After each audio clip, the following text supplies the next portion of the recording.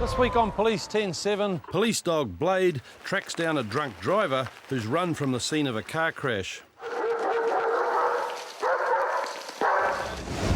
A guy with a hockey stick decides to knock his car into shape. He's got a bit stressed up and smashed up his own car. Oh dear. we're out with Constable Pat Thomas when tempers flare on a hot night in Lower Hutt. Did you get beaten up, mate? Yeah, I did. Who beat you up? And we get to meet Trevor, a large drunk man who likes to say no. You're not signing? All right, that's fine.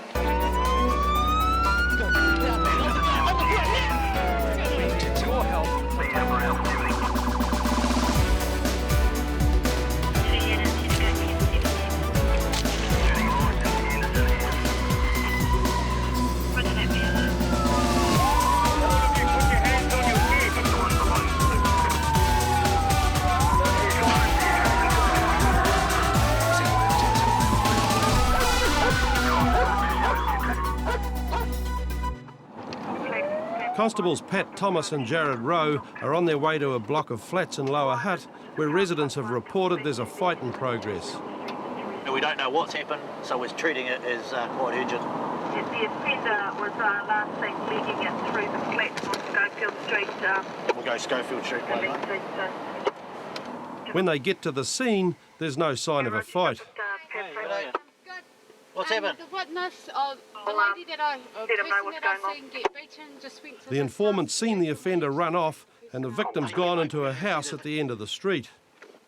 Yeah, there's apparently this guy's run straight from these one of the houses in street here, round across the yard into the apartments. Doesn't look like there's any foot traffic that's gone around there. There's no movement in the house where the victim's thought to be hiding. Hello, it's the police. What's happening, mate? Just open the door. Did you get beaten up, mate? Yeah, I did. Who beat you up? One of,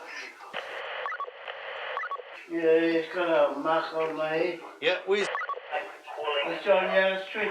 Yep. Street. Where does he live? On the other side. Sorry? On the other side of the flat. Do you know his address? Yeah, I know where he What's his address?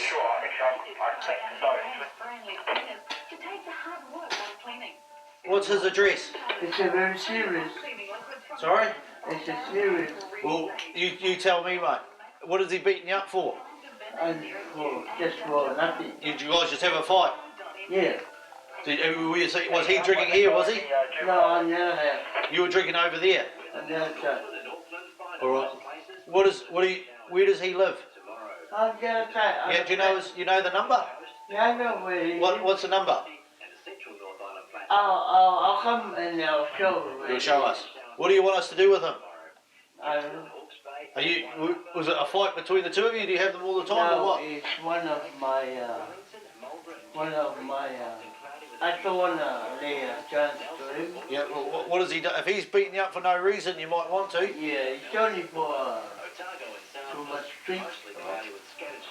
It seems to be a simple case of too much alcohol and an argument that got out of hand. Cobbs North. Yeah, at this stage we don't appear to have any sort of complaint. It seems more like a bit of a fight between friends. Can I have a QP, please? With Leo not wanting to make a complaint about the incident, there's nothing more police can do. Right.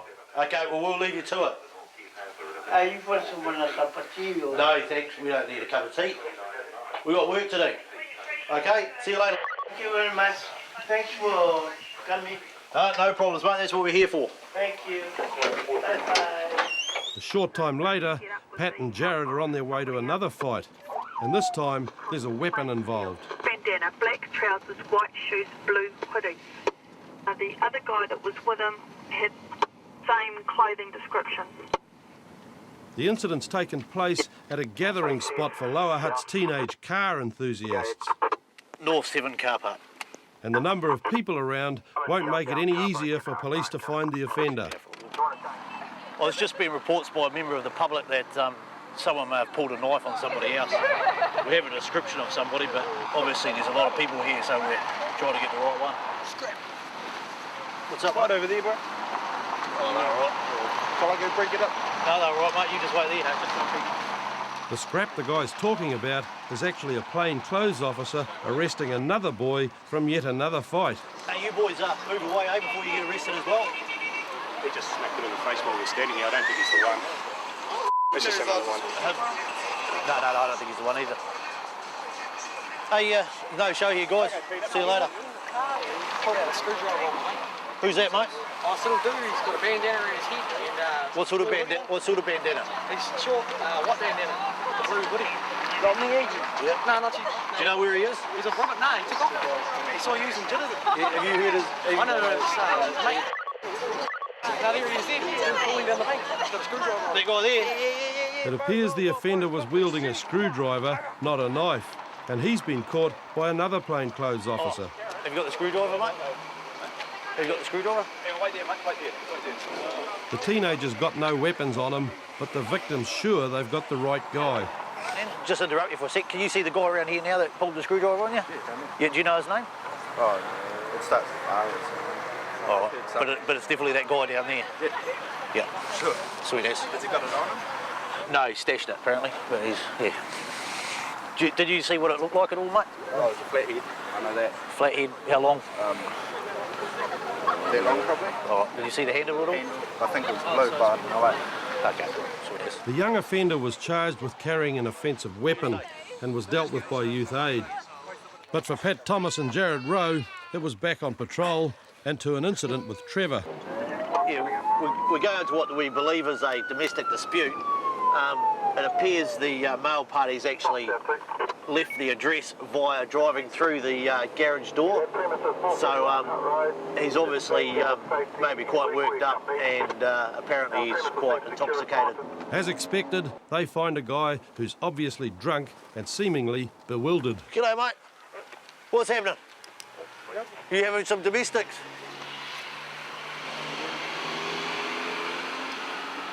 You want to have a chat with you, mate? What's your name? Is this your car, is it? Yeah. Oh, what's going on? What have you just done with your car? Did you drive it through the garage? No. Pardon? I don't know. You don't understand me. I think that's just a bit of a, you're having me on, aren't you? How did the car get out here? Sorry? You drove through your garage? No. Who drove through the garage? My wife. Your wife did? In spite of Trevor's claim that his wife's driven through the garage door, 60. witnesses have told police that it was Trevor behind the wheel. What I'm going to have to get you to do is with one full breath, blow this mouthpiece here, okay, until I tell you to stop. I'm not. All right. I reasonably believe you have been drinking, therefore I now require you to undergo a breath screening test without delay. All right? Blow into that. Are you refusing to blow into it? I'm not. You're not going to blow into it? All right. Right, I now... But if you turn the car... All right, if you're not going to blow into it, all right, I now require you to accompany me to the Hutt police station or other such place for the purpose of undergoing an evidential breath test, blood test or both without delay, all right? So that means you've got to come with me. Having refused to give a breath test, Trevor now decides that he doesn't want to go back to the station. Are you coming with me? I'm coming with you. All right, let's go. Man.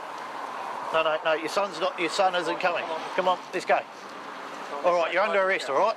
You're under arrest for failing to accompany. Just wait here, mate. But when somebody Trevor's size decides not to go, getting them into a police car can be very difficult indeed.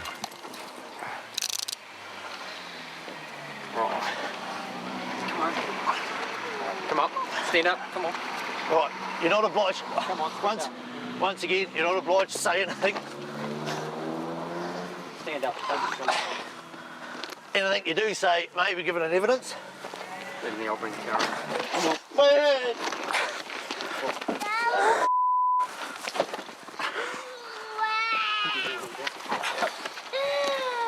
Come on.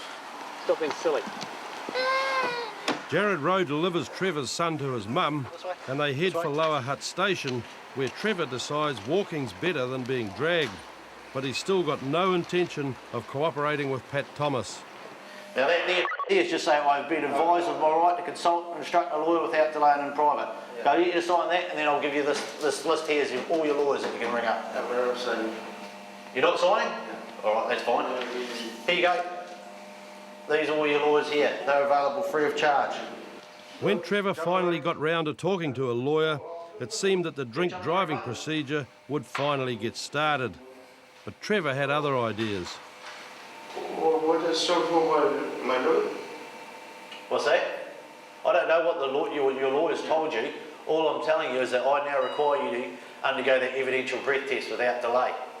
Okay? So you've got to blow into that machine until I tell you to stop. Yeah, but my lawyer is I'm not sure. So you're telling me that your lawyers told you not to do anything? For Pat Thomas, this was a whole new approach, but finally he had to accept that Trevor wasn't going to blow in the tube. Result of your test, all right? It says an incomplete test. Okay?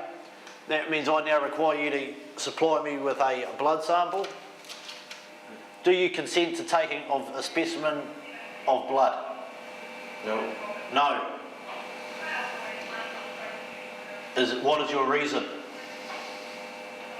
Why don't you want to consent to the taking of a blood sample? Trevor couldn't give a reason, but he wouldn't give a blood sample, and after several attempts to get him to change his mind, Pat Thomas had to admit defeat, and Trevor was taken to the cells to sober up. As a result of this incident, our male party is being charged with failing to accompany and failing to supply a blood specimen. Due to his intoxication and the fact that we believe he will commit further offences if let go, we've decided to hold on to him in a cell until he is sober enough to take care of himself. When he appeared in court, Trevor was found guilty on both charges, and he was sentenced to 120 hours community service and disqualified from driving for 8 months. When we come back, Wellington police dog Blade is on the trail of a dangerously drunk driver. I've gone on here. And in South Auckland, things blow up after a guy with a couple of punctures realises he's only got one spare. What kind of state of mind was he in when you were talking to him? No, very good. He's not under any influence, but he's now pissed off. Dog handler Matt Fage and police dog Blade are on patrol in Wellington when they get called to an incident in Nainai. I just had a call from Lower Hutt Police. I think it's a car accident or not too sure, a bit of road rage or something like that, but 5 occupants of one of the vehicles has all got out and run off on foot.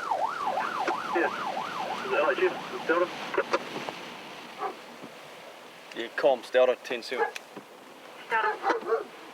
Ambulance and police are already on the scene, and a witness has spotted the driver escaping into a nearby block of flats. Did you see where they went? I saw they were milling around in between these two buildings.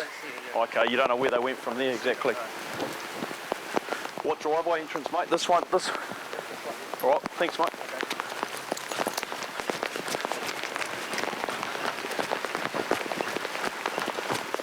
With all the rain about, it seems unlikely that Blade would be able to find any scent. But when they get to the flats, he picks something up and heads for one of the doors.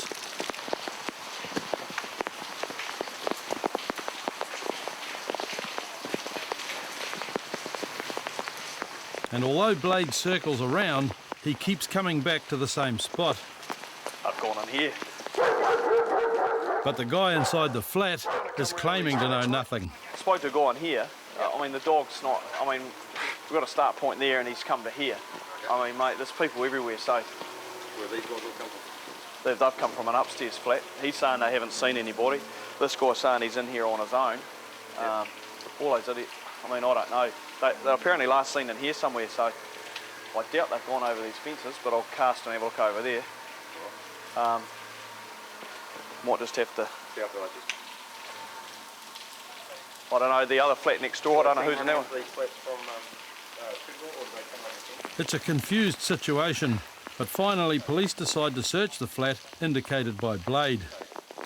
There's a guy in this flat just over here that sort of partially fits the description of possibly the driver of the vehicle. We've spoken to the witness and he's come across and said that it's not him, but we're just getting his permission to obviously go into there and see if the rest of the people are in the flat. It's a hit and miss really. But he's obviously given their permission, so they're in there now just having a look to see who else is in there. Inside the flat, police have found the driver of the crashed car hiding in one of the rooms, but the other 4 people from the car have disappeared.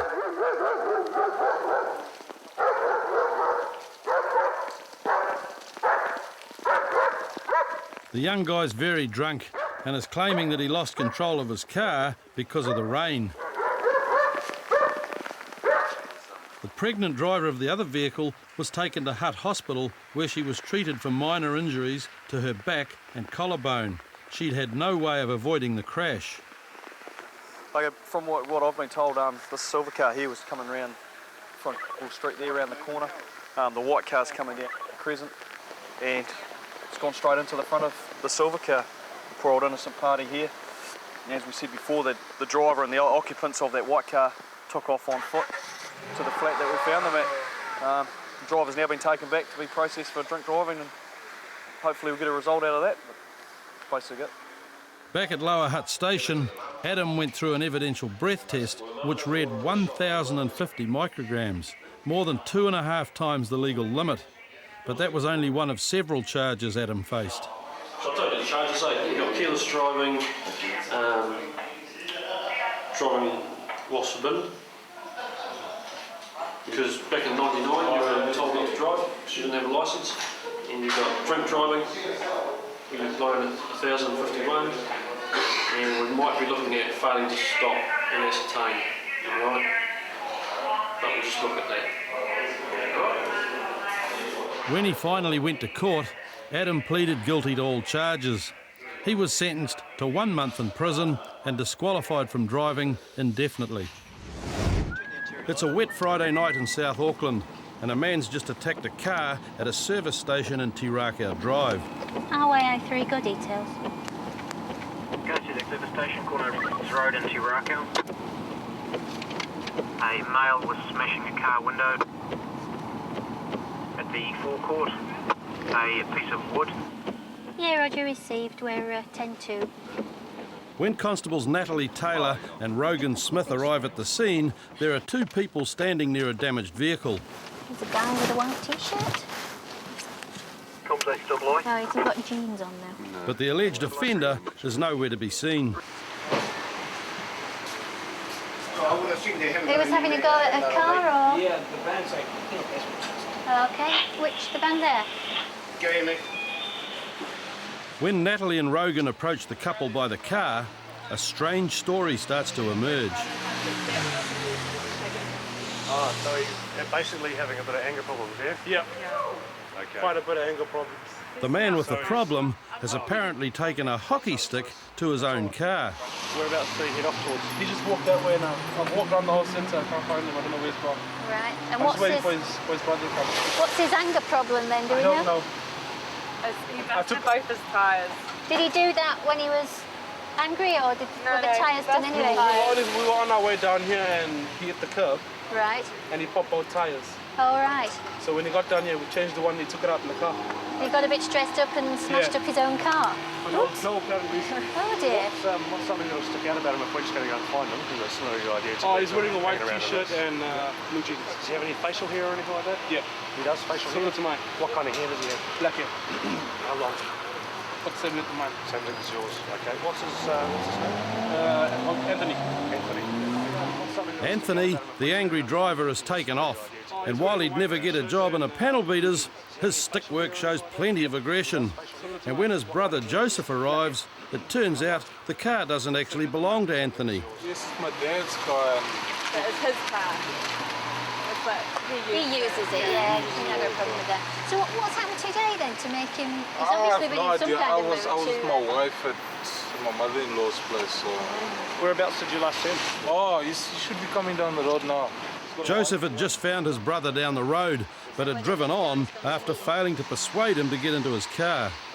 What kind of state of mind was he in when you were talking to him? No, very well. He's not under any influence, but he's all pissed off. That's all I can say. But we don't know why. I don't know, he won't even talk to me.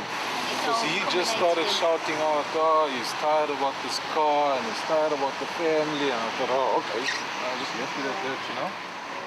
After several minutes, Natalie and Rogan decide to track Anthony down. Nice. There he looks like a person. Is that a location for our bloke? He's a bit clean shaven, is it? Or is he not? Hey, is it Anthony? We a bit concerned about you, that's all, because obviously we got a call from the garage saying that somebody was on the forecourt smashing up a car. Oh.